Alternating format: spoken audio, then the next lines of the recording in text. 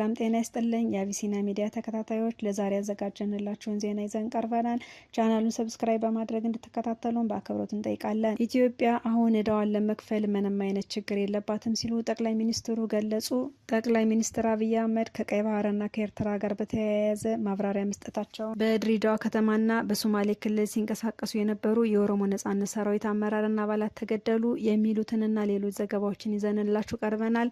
ቻናሉን ሰብስክራይብ በማድረግ እንድትከታተሉን በአክብሮት እንጋብዛለን።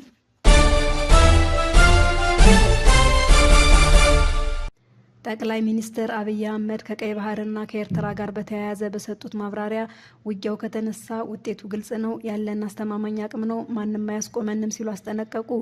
ኢትዮጵያ በቀይ ባህር ላይ የባህር በር ማግኘቷ ጉዳይ አይቀሬ በመሆኑ ዓለም አቀፍ ማህበረሰብ እንዲያሸማግልና መፍትሄ እንዲያመጣ ጠይቀዋል። ጠቅላይ ሚኒስትር አብይ ዛሬ ማክሰኞ ጥቅምት 18 2018 ዓ.ም በህዝብ ተወካዮች ምክር ቤት የቀይ ባህር ጉዳይን በተመለከተ ሰፊ ጊዜ ሰጥተው በአጽንኦት ተናግረዋል። የምክር ቤቱ አባላት ጥያቄዎቻቸውን ለጠቅላይ ሚኒስትር ባቀረቡበት ጊዜም ከቀይ ባህርና በሻዕቢያ ምክንያት ተፈጥሯል ያላቸውን የጸጥታ ስጋቶችን በተመለከተ ጉዳዮችን አንስተዋል።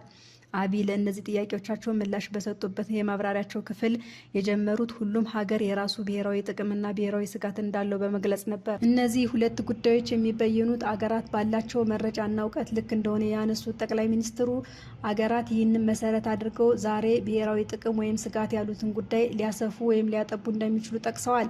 ኢትዮጵያን ብሔራዊ ጥቅም በሚመለከት የተከበረው ምክር ቤት እንዲገነዘብ የሚያስፈልገው ኢርትዓዊ ኢፍትሐዊ የበደል መጨረሻ በደል የተፈጸመበት ሀገር ነው ኢትዮጵያ። ቢያንስ ይህንን መናገር አትከልክሉም ብለዋል። ጦርነት የለም ማለት የቶክስ ድምፅ አይሰማም ማለት አይደለም በማለት የተናገሩት ጠቅላይ ሚኒስትሩ እውነተኛ ፍትህ ካልተረጋገጠ በማንኛውም ሰዓት ጦርነት ሊፈጠር ይችላል ሲሉ ተደምጠዋል። ኢፍትሐዊና ኢርትዓዊ ውሳኔ ባለበት ሁኔታ የተሟላ ሰላም ሊፈጠር እንደማይችልም ገልጸዋል። አብይ መንግስታቸው የቀይ ባህር ጉዳይ ህጋዊ፣ ታሪካዊ፣ መልክዓ ምድራዊና ኢኮኖሚያዊ ነው ብለው እንደሚያምኑ አስገንዝበዋል። ኢትዮጵያ ቀይ ባህርን ያጣችበት መንገድ ህጋዊነት ላይ ጥያቄ ያነሳ አብይ ውሳኔውን በካቢኔ በምክር ቤት ወይንም የኢትዮጵያ ህዝብ በህዝበ ውሳኔ ያልተላለፈ እንዳልሆነ ተናግረዋል። ማጣት ቀይ ባህርን የሚያክል ነገር ያጣንበት መንገድ ህጋዊነት ችግር እንዳለበት ማሳያ ተቋሞች ያልገቡበት ካቢኔው አያውቀውም እንዴት እንዳጣ ነው የሚያስረዳ አንድ ገጽ ወረቀት ማግኘት አልቻልንም ሲሉ ለኢትዮጵያ የባህር በር ማግኘት ነገር የህልውና ጉዳይ በመሆኑ በቀላሉ እንደማይታይ ገልጸዋል። አብይ ወደ ስልጣን መጥተው ከኤርትራ ጋር እርቅ በተፈጸመበት ወቅትም ይህንን ጉዳይ ሲያነሱ እንደነበርም ለምክር ቤት አስታውሰዋል። በወቅቱ ከኤርትራ መንግስት ጋር በነበረን ስምምነት አማካኝነት ወደ አሰብ የሚሄደው መንገድ እንደተጠረገ፣ ነገር ግን ጉዳዩ በታሰበው ልክ አለመሳካቱን አንስተዋል። መንገዱን ከጠገንን በኋላ ችግር አለብን፣ ወደቡ ተዳክሟል አሉን። አሁን አንዳንዶቹ ጸቡ በአንድ ሌሊት የሚመስለው አለ፣ እንደዛ አይደለም፣ ታሪኩ ስለማንናገረው ነው ሲሉ በወቅቱ የተፈጠረውን ጠቅሰዋል። ወደቡ ችግር አለበት ሲሉ የጋራ ወዳጅ የሆነ አገር ለምነን ጄኔሬተርና ክሬን በእርዳታ ወደ ኤርትራ እንዲመጣ አድርገን አሰብ ወደብ ሲደርስ የኤርትራ መንግስት አልፈልግም ብሎ መለሰ። ይህ ነገር ለካ ተስፋ የለውም የሚል ያኔ ነው የገባን ሲሉ ከዚህ ቀደም በይፋ ያልተናገሩትን ሁነት ይፋ አድርገዋል። በወቅቱ የተከፈቱት የድንበር መንገዶች የተዘጉት ወዲያውኑ እንደነበር ጠቅሰዋል።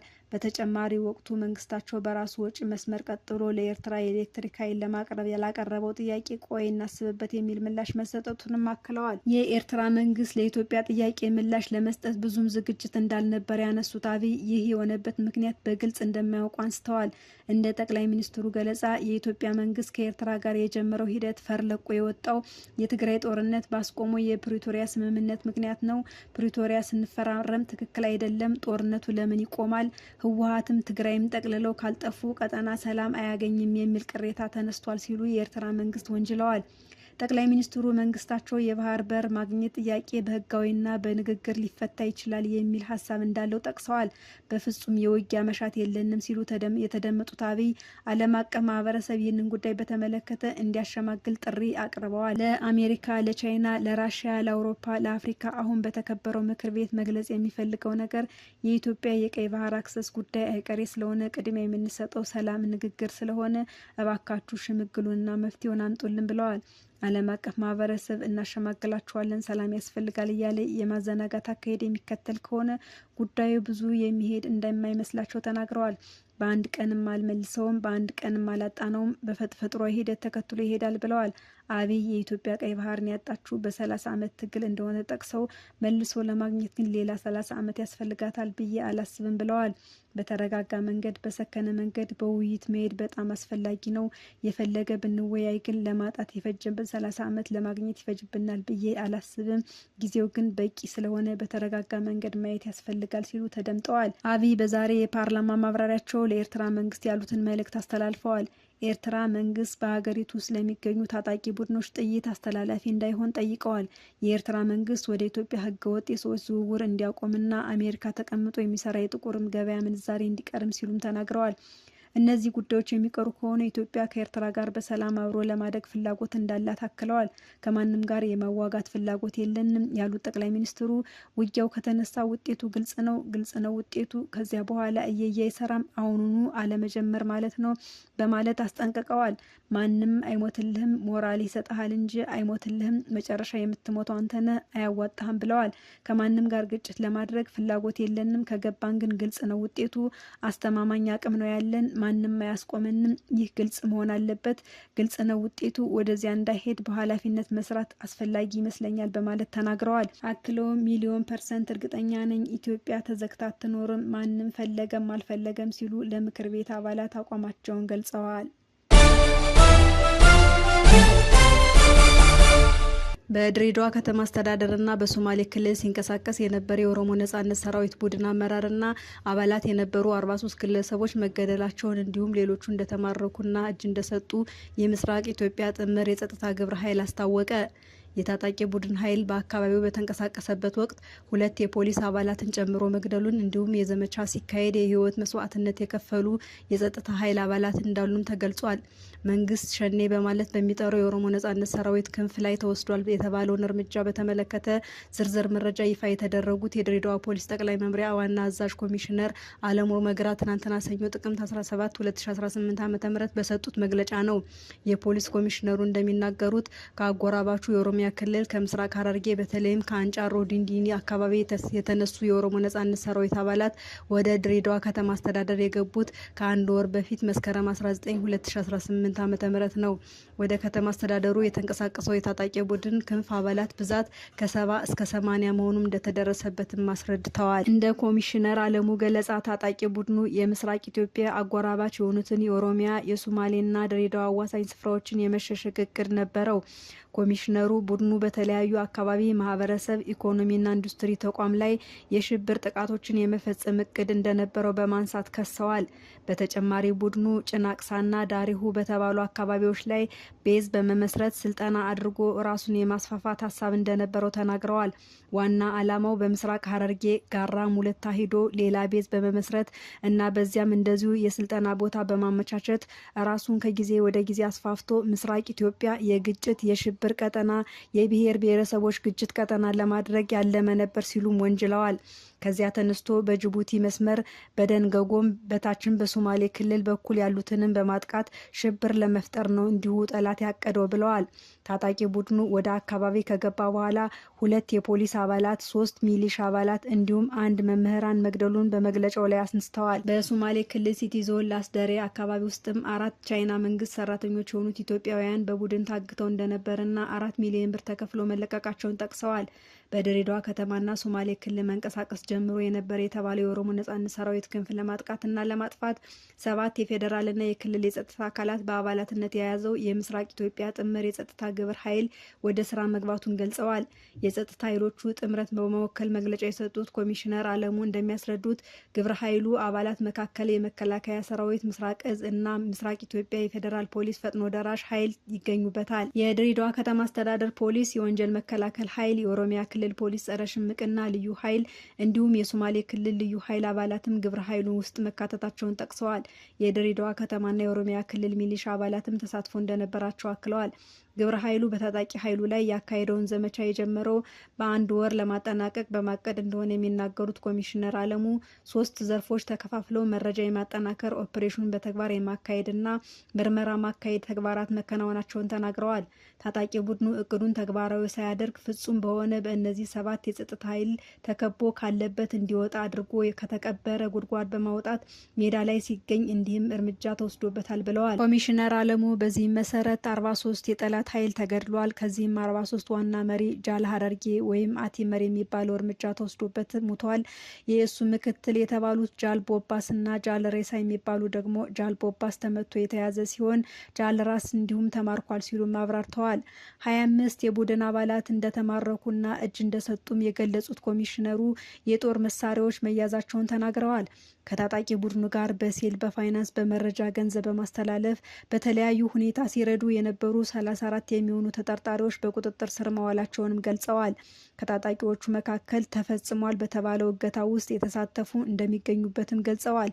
ታጋቾቹን ለማስለቀቅ የተከፈለው 4 ሚሊዮን ብር የገባበት የባንክ አካውንት እንዲታገድ ተደርጎ በሂሳብ ቁጥሩ ሲጠቀሙ የነበሩ የቡድኑ ደጋፊ መያዛቸውንም ገልጸዋል። ኮሚሽነር አለሙ እነኚህን ለህግ ቀርበው ወደ 9 መዝገብ ተጣርቷል። ከ9ኙ 4ቱ መዝገብ ለአቃቢ ህግ ሙሉ በሙሉ ተሟልቶ ወደ ክስ መክፈትና ችሎት ለማቅረብ የደረሰበት ሲሆን 5 መዝገብ ደግሞ በአሁኑ ሰዓት ማጣራት ላይ ነው ያለ ነው ብለዋል። የፖሊስና ሚሊሻ አባላት ላይ ግድያ ይፈጽሟል የተባሉ ተጠርጣሪዎች ጉዳይ በተለየ ወጥቶ ለህግ እንደሚቀርብ አስታውቀዋል። ዘመቻው በተካሄደበት ወቅትም የደም ላብ የህይወት መስዋዕትነት የከፈሉ የግብረ ኃይሉ አባላት መኖራቸውንም ጠቅሰዋል። ኮሚሽነር አለሙ የድሬዳዋ ከተማ አስተዳደርና አጎራባች አካባቢዎች በአሁኑ ሰዓት ከታጣቂ ቡድን ነፃ መሆናቸውንም ተናግረዋል።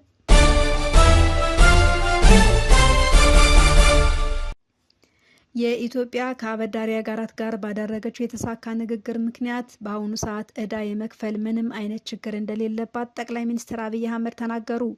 ከአበዳሪዎች ሀገራት ጋር የተደረገ ባለው ድርድር 4 ቢሊዮን ዶላር የዕዳ ሽግግር እንደሚደረጉ መረጋገጡንም ገልጸዋል። ጠቅላይ ሚኒስትር አብይ ዛሬ ማክሰኞ ጥቅምት 18 2018 ዓ.ም ከህዝብ ተወካዮች ምክር ቤት አባላት ለቀረበላቸው ጥያቄዎች የሰጡት ማብራሪያ የመጀመሪያ ክፍል ያተኮረው በኢኮኖሚያዊ ጉዳይ ላይ ነው። አብይ ያለፈውን 2017 ዓ.ም በኢትዮጵያ ታሪክና የታሪክ ጥፋት ውስጥ ትላልቅ ጉዳዮችን ያሳካንበትና የስኬት ዓመት ሲሉም ገልጸውታል። መተግበር ከተጀመረ ከ1 ዓመት በላይ የሆነውን የማክሮ ኢኮኖሚ ሪፎርም 5 ዋና ዋና ዓላማዎችን ይዞ እንደተነሳ አስረድተዋል።